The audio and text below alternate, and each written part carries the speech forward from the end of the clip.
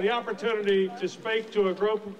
Most of you were in this group about 5 years ago, and we discussed about the importance of mental health in the state of Vermont.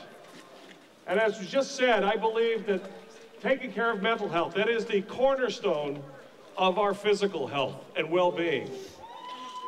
Too many Vermonters are out there suffering from things that some of us would only imagine in our worst nightmares. And sometimes they need people to help lift them up. And we're fortunate in this state to have organizations and people that are there to assist when someone is suffering from the addictions, from substances, from the times of having deep darkness of depression. And they're the ones that are helping our brothers and our sisters and our parents and our children. And what you're talking about today, look how strong your voice is. Everyone is listening.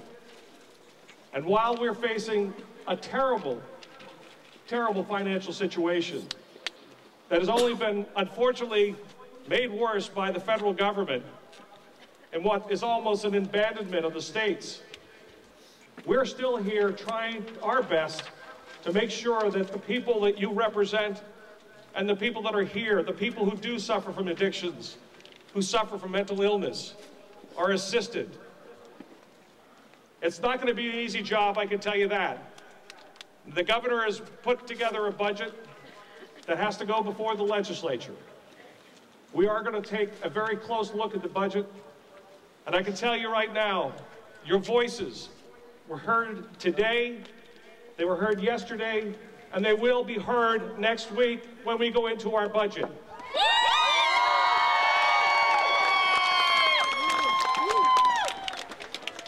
But I want to tell you this, though, it is not without its difficulties.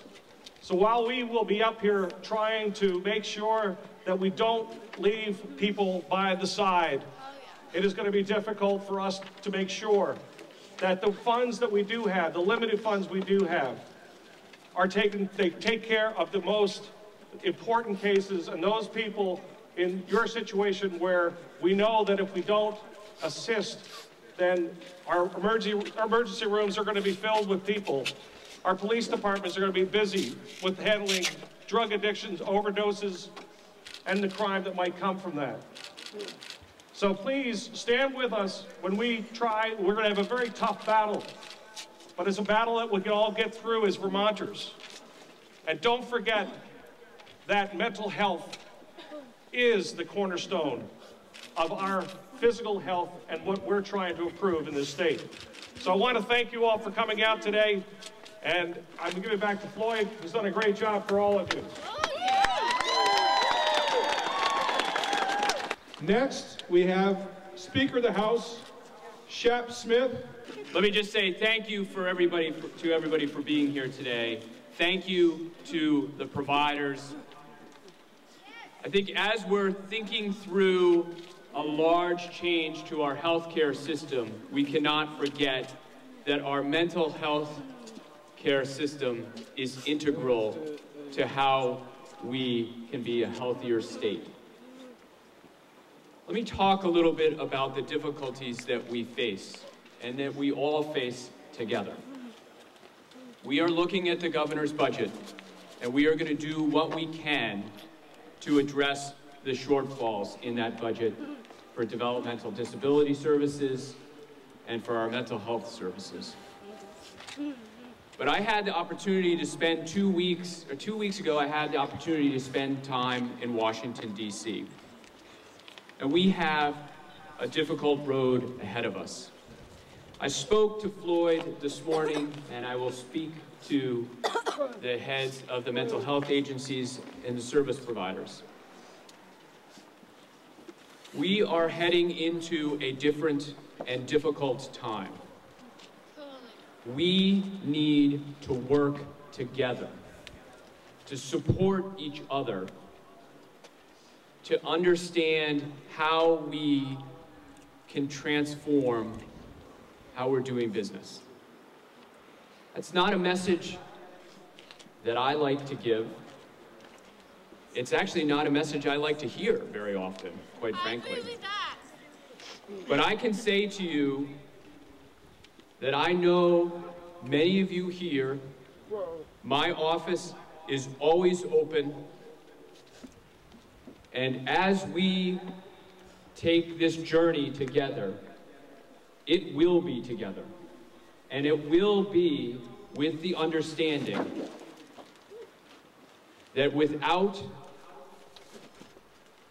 productive citizens and without a strong support network for mental health services and developmental disability services, we are not going to move forward as a stronger state. We will work with you, and we ask that you work with us as we address what's coming down the road.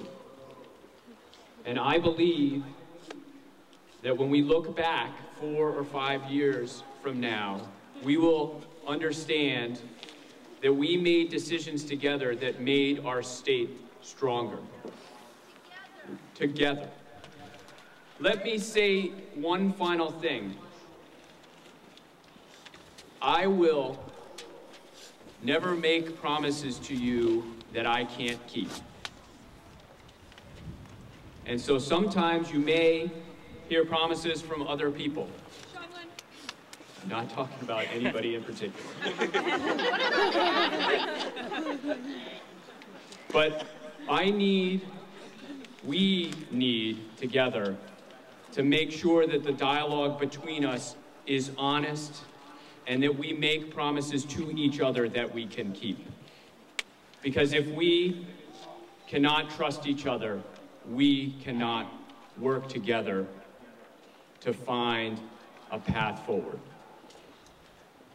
We will work together with you this year on the budget.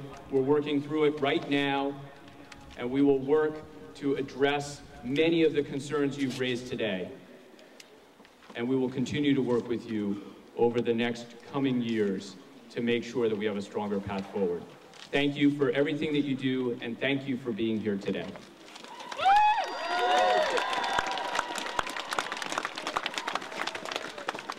All right. Next year's budget goes back on the promise that all Vermonters have the right to live in our communities. The DAIL budget has over $15 million in cuts to community services for older Vermonters and people with disabilities. The mental health budget has another $4 million in cuts to community mental health services. Where is our commitment to community for all? Let me be brief and direct. These are tough times. Cuts have to be made. Mental health is not the place to make those cuts. I sat and listened to the governor's budget address, and when he suggested $4.6 million in cuts to mental health, I was horrified. It's not the right thing to do. We have to stop it. Mental health has had enough cuts over the last 3 years. There are places where we can make cuts that do not make the difference between life and death.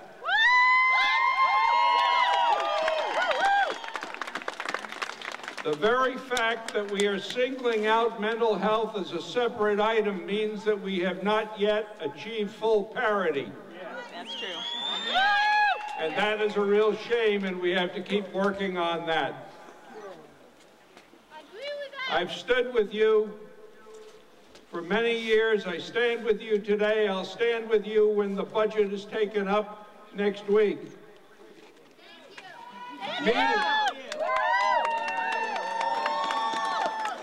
Meanwhile, if we don't have success in the Appropriations Committee, and we need a floor amendment, we're going to need 76 votes to fix the problem.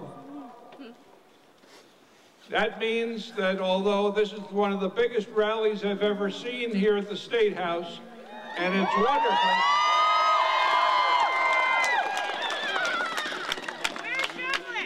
one day is not enough. Your work is not finished. When you go home tonight, this weekend, call your individual legislators. That's our job. We need to listen to the people who know what they're talking about and who can tell real stories and can tell what the impact of these cuts will be on their lives. That is how decisions are made here in this State House, by people relaying real facts and telling what the effect of our actions will be on your lives.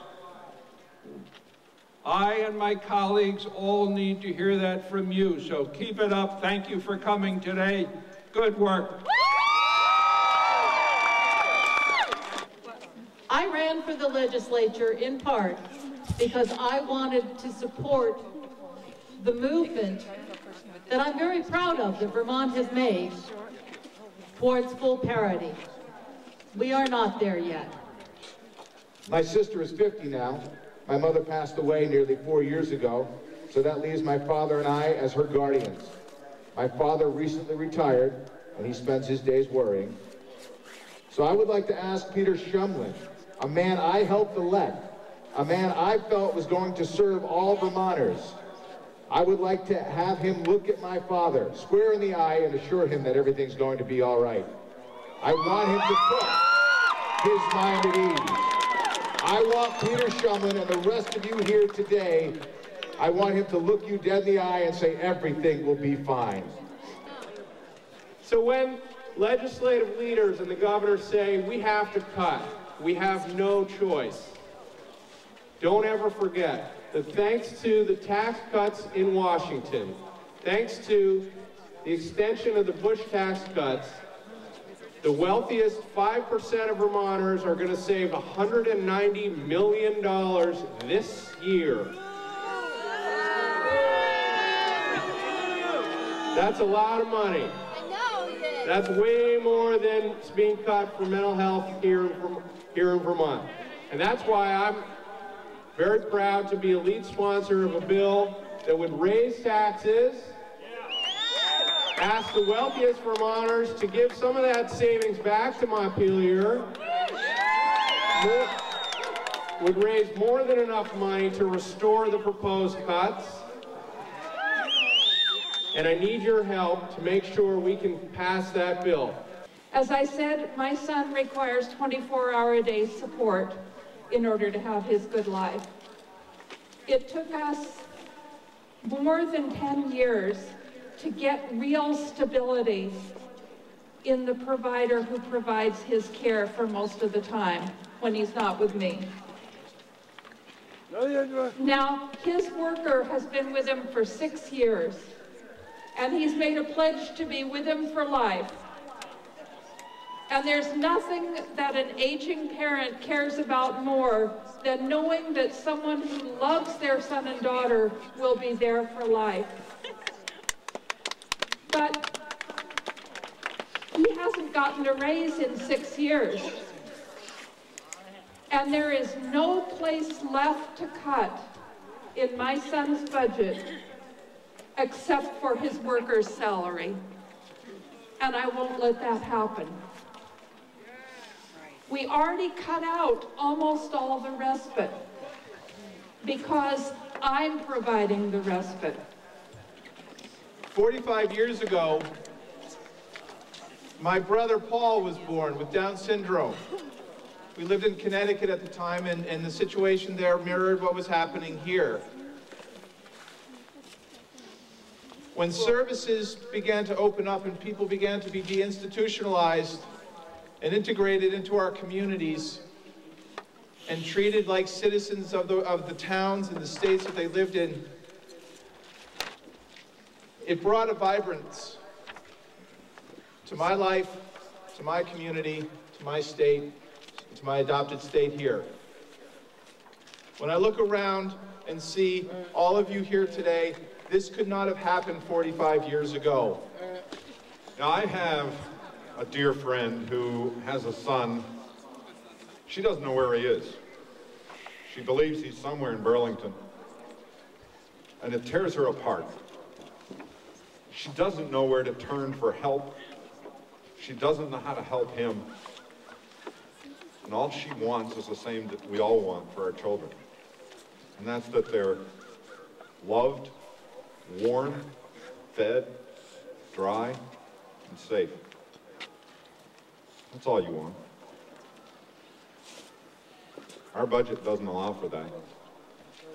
I'm voting no. Please don't go taking away everyone's home providers. I already have a very good, safe home. Please don't take away our respite money. Please don't take away our Social Security and Medicaid. I'm begging you, I'm asking you. Thank you for your time. Sheralyn Joy Haskel. But let's remember that cuts mean different things to different people. And while we're here right now talking about the fact that you and others are suffering from cuts in needed services, the wealthiest Vermonters are actually enjoying cuts in their taxes. It's time to make a different kind of choice. We hear a lot of different voices in this building, but your voices and your stories are amongst the most powerful and important we've heard so far this year.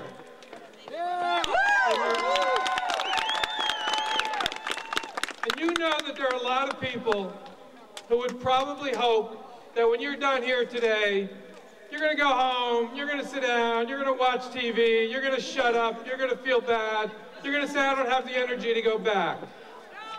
I want you to know that it's really important that you not do that. You've raised your voices today. There are a lot of injustices in this world. There are a lot of injustices in this budget. But there's no greater injustice than having your voice taken away, so don't allow that to happen.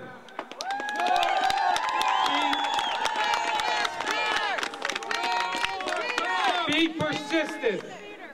Don't go home and be quiet. Come back, stand up, speak out, and shout it out that you want the services you need and you deserve the social justice we all need. And thank you for being here. And please come